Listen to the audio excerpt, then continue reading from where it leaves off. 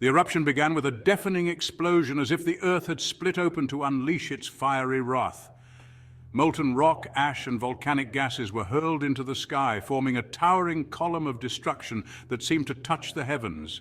The blast wave hit with a force that felt like the hand of an angry god, flattening the forests around me and obliterating everything within sight. Incandescent pyroclastic flows, moving faster than anything I'd ever seen, raced down the slopes, incinerating everything in their path. Towns, wildlife, and vegetation were consumed by this inferno. As I looked up, an enormous ash cloud, tens of miles high, began to spread across North America. The sun vanished behind a thick veil of volcanic ash, turning day into an eerie, perpetual night. The air became thick with ash, making it difficult to breathe. I could hear the coughs and gasps of those around me, struggling to get a breath of clean air. In the aftermath of the explosion, the region was left in a state of desolation. Roads disappeared under thick ash, making travel impossible. Airports shut down and power grids failed, plunging us into darkness. The once bustling transportation network of the Midwest came to a standstill, isolating communities and halting rescue efforts. Farmlands were buried under layers of ash, leading to immediate crop failure. Livestock suffocated, and the nation faced a severe food crisis. Sulfur dioxide and other gases reached the stratosphere, forming a reflective aerosol layer that dimmed the sunlight. The global temperatures plummeted, ushering in a volcanic winter. Harvests failed worldwide, and food became a precious commodity. Everywhere I looked, people were fighting for survival, rationing food and clinging to hope.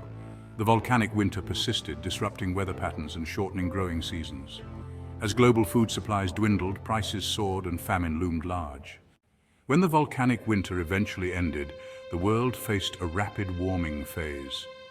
Glaciers melted at an accelerated pace, contributing to rising sea levels. Coastal communities were now threatened by encroaching seas, forcing even more people to flee their homes. A third of North America was transformed into a desolate wasteland. Millions were forced to leave their homes, creating a massive refugee crisis. People sought safety and shelter far from the devastation, but the ripple effects of the eruption were felt globally. Markets crashed, economies teetered on the brink of collapse, and nations grappled with the overwhelming costs of recovery and aid. The once familiar terrain of Yellowstone was now an alien landscape of volcanic rock and ash. New calderas and lava domes dotted the horizon. Flora and fauna struggled to adapt to the new reality, with many species facing extinction. Entire ecosystems were altered beyond recognition, leaving a haunting reminder of the supervolcano's power.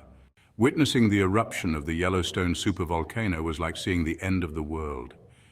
The immediate chaos, the struggle for survival, and the long-term environmental transformation were beyond anything I could have imagined.